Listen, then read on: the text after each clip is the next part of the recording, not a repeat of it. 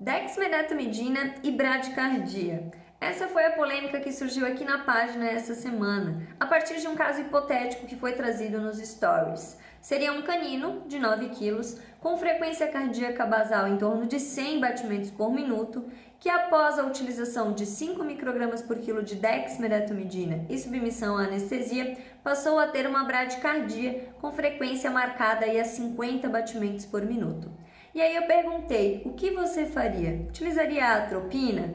9% das pessoas que participaram dessa enquete disseram que sim, utilizariam a atropina. E todo o restante, 91%, colocou que não, jamais utilizaria a atropina nessa situação.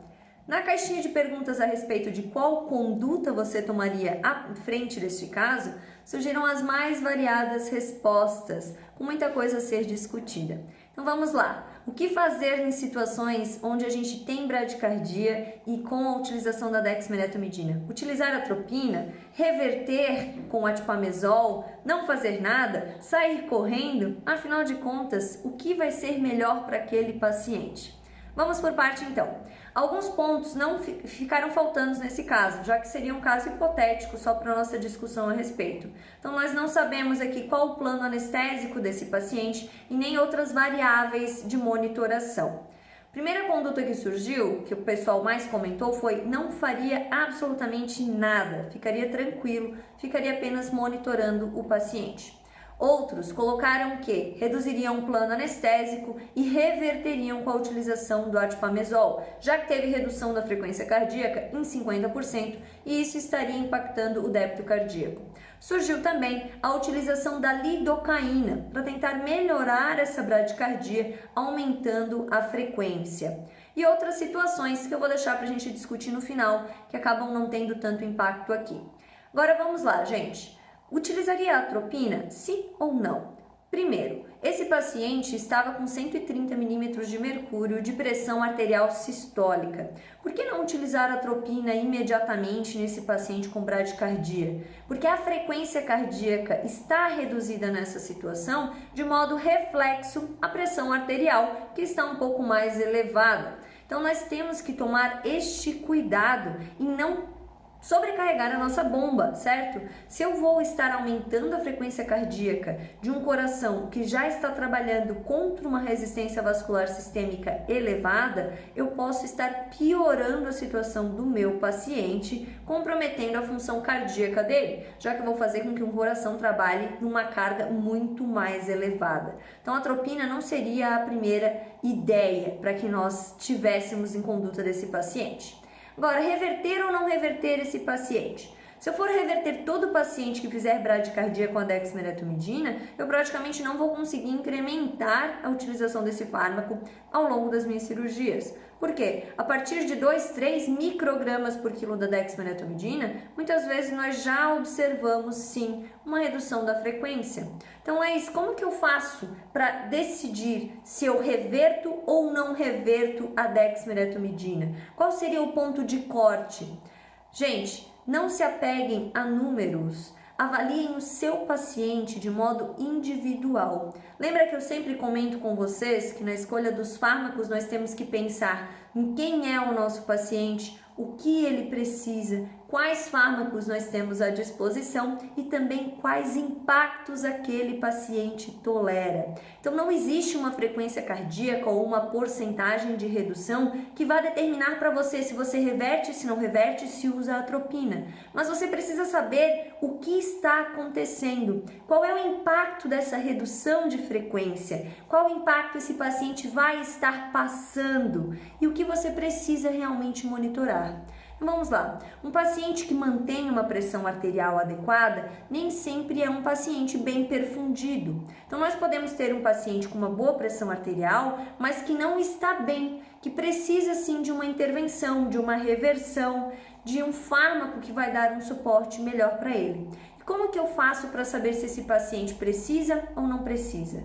monitorando perfusão tecidual principalmente. Por quê? A entrega de oxigênio, ela vai ser dependente não só da pressão, mas também do débito cardíaco e do conteúdo arterial de oxigênio. Então, para eu ter um paciente com uma boa perfusão tecidual, com entrega de oxigênio adequada para todos os tecidos, eu vou precisar de uma quantidade de oxigênio adequada, um conteúdo arterial de oxigênio e uma manutenção do débito cardíaco também.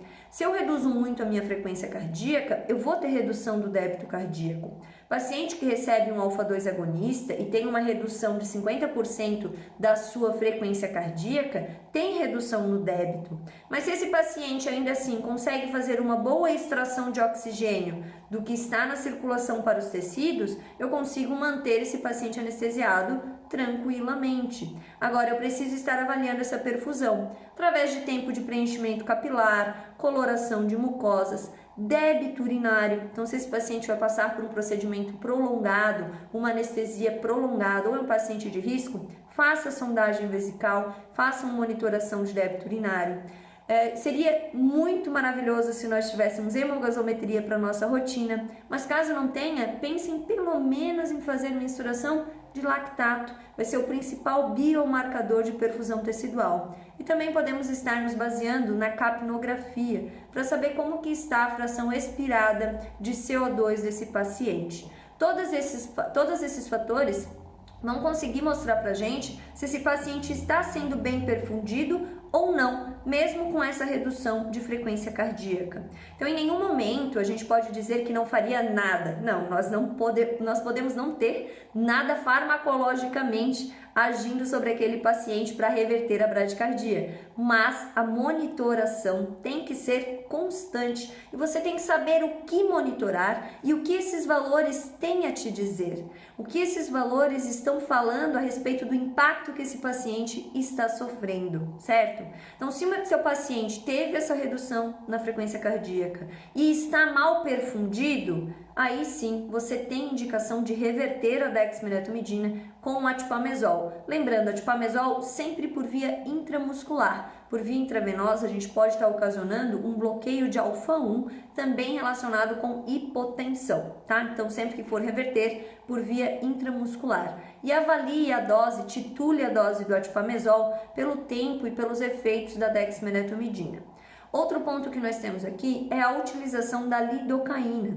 Tem um trabalho que saiu ano passado demonstrando justamente que a utilização da lidocaína através de um bolus intravenoso de 2 mg por quilo, seguido de uma infusão contínua, ele consegue fazer um aumento da frequência cardíaca em cães que receberam dexmedetomidina e fizeram bradicardia marcante. Okay? Por quê? Porque dos mecanismos envolvidos com a bradicardia e dexmedetomidina não estão apenas a resistência vascular sistêmica aumentada, mas também a sua ação central, tá? Então a gente consegue ter aí uma melhoria dessa frequência cardíaca com a utilização da lido, embora não seja uma restauração à frequência basal, seria só um aumento parcial, melhorando em partes o débito cardíaco. E também vai estar reduzindo aí a taxa de consumo de oxigênio. Então, a gente pode estar utilizando esse fármaco também para o nosso paciente. Então, comentamos a respeito da utilização da atropina, do atipamezol e da lidocaína. Alguns pontos importantes que me chamaram a atenção na discussão da caixinha foram pessoas dizendo que a dose estava muito alta. Bem, dexmedetomidina em 5 microgramas por quilo não pode ser considerada uma dose alta, dependendo da situação que você está utilizando. Então, cada paciente vai ter a sua necessidade. Você vai traçar e decidir a dose e as associações que você vai estar utilizando de acordo com a necessidade daquele paciente. Se é um paciente que você necessita de contenção química, de sedação pesada, 5 microgramas não é nada, ainda mais sozinho, certo? Agora, outro ponto que chamou atenção foram pessoas dizendo que utilizariam o fentanil nesse caso de bradicardia com pressão de 130 milímetros de mercúrio. Quando nós temos a presença de uma resposta nociceptiva, de uma resposta autonômica por um paciente que pode estar passando por um estímulo cirúrgico doloroso, nós geralmente temos aumento da pressão arterial, seguido também de um aumento da frequência cardíaca. Nós não vamos ter bradicardia relacionado com essas respostas autonômicas. Então eu não vejo o fentanil se encaixando nessa situação na qual nós conversamos.